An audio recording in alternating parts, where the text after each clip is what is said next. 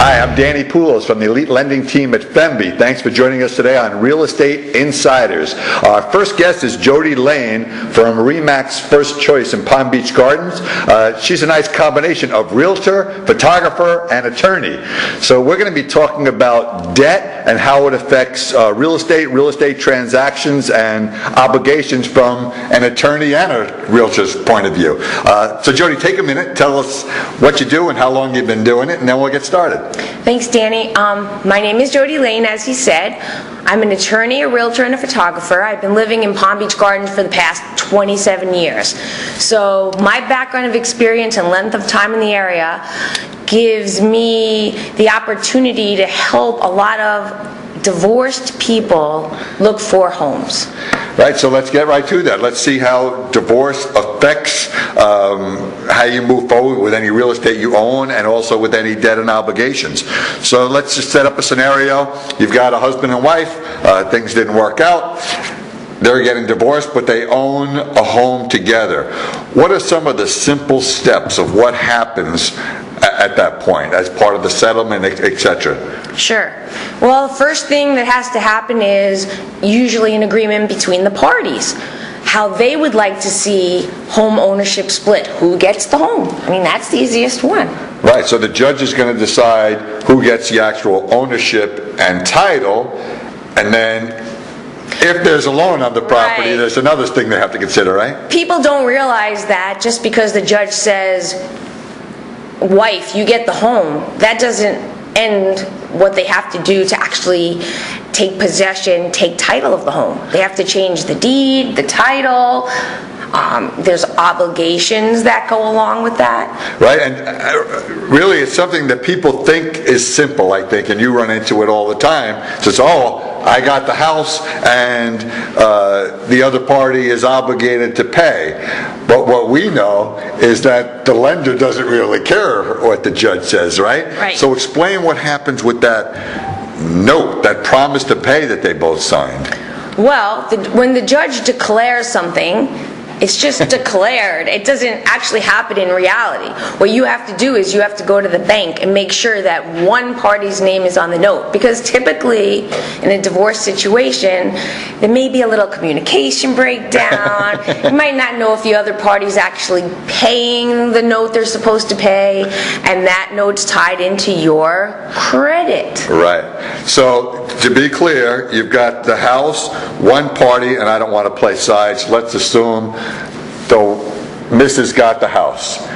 But when they bought the house, they both signed, I promise to pay. Correct. So now you're in court and the judge says, okay, you got the house, but and you have to make the payments. If I'm the other party, until I do what you're going to suggest, I'm still obligated on that note, even though the judge says I'm not, and even though I don't have the house. So when you just mentioned you have to watch out for your credit, it means no matter who's supposed to pay, if it doesn't get paid, it's going to go on both credits, right? Right. So both parties have to make sure they're both responsible at that point. So their credit's going to be affected whether or not the other party pays. Right. So they have to do one of two things. I mean, get the other person off the note as quickly as possible, or sell the house. Right. And there's only one way to get the person off the note, and that's to pay off the note, one way or another. And you just said the two ways. Either get them off the note, you'd have to refinance. Correct. Or sell the house. Either way, the only way to get that person off the note is to pay it off. If you think you're going to call the bank and say, well, the judge just told me I don't have to pay, could you just erase my signature on that note? It's not going to happen. No. Right? So let's look at the first scenario. You said to refinance. Right. So to refinance, we have to figure out what are the person's assets, what are the different ways they may get enough funds to refinance. It might come from the other spouse. It might come from a parent. It might come from savings they didn't know they weren't planning to spend on the house. But we have to help them, and that's what I do. I help them find a way to get the house refinanced in their name. Right, because they probably both use their income and assets to qualify for the loan. Now you've got a situation where whatever party the judge says gets the house has got to be able to qualify on their own. So they may or they may not. So both yourself and ourselves as mortgage bankers, we're going to look at the situation and see, can we keep this person in the house and pay off this note? And you gave some great suggestions. Family might have to get involved, but you're going to try everything to get that note paid off and stay in the house. We're going to try everything, all kinds of financing, VA financing, FHA financing. We're going to try everything we can. But if we see that it may not work, then we have the realtor hat comes on and say, okay, how fast can we get this house sold, and what do we have to do, perhaps make adjustments to the way we're going to sell it in order to get it satisfied. Okay, so an important point I want to make. From the time the judge's gavel hits the desk there, and when this all gets settled, we're sort of in a sensitive time there, where it's either got to be refinanced or sold, because payments need to be made during that time period so that both people can keep their credit intact. So as a realtor now, they're coming to you and you're thinking of all these things, right? How price, how fast, right? And we're thinking of things like perhaps the parties are done with each other and they don't want to see each other. So maybe one solution is get a power of attorney from the other party so that somebody neutral, maybe another attorney, has the party's power so that they can come to a closing, come to a refinancing, get the deed correct. And that would help push forward with the home sale. Right. Well, yeah, usually in a sale, as an agent, you're used to dealing with pretty rational people on both sides of the transaction. But I know you've told me before, when it comes to, if you're the buyer, you might want to know if the seller's going through divorce, right? What could happen? Right, because when you're the buyer, well, maybe you don't know any of these issues that are going on in the background, and you want to close your house typically as soon as you can.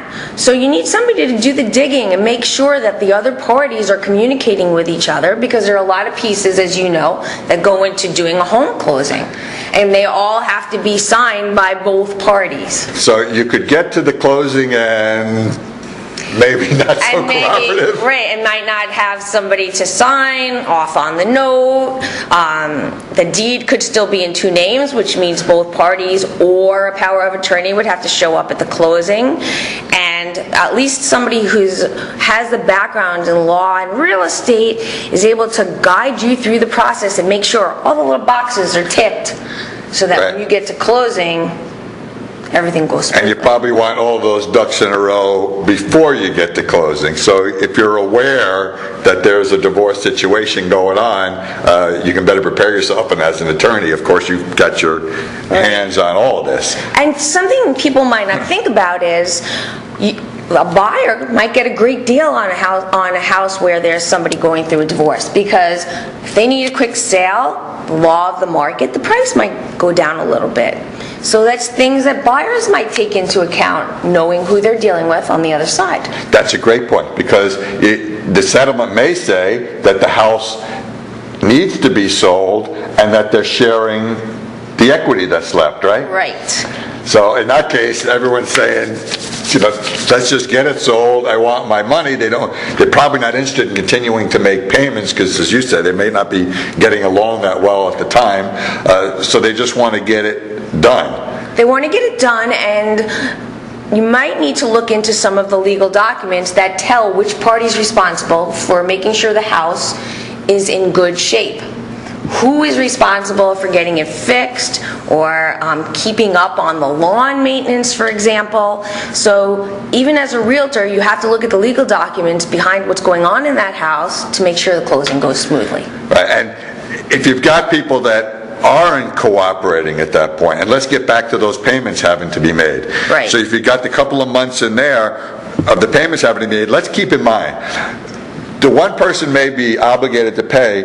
The other person that's not obligated may be looking to buy a house themselves, right, when this house gets sold.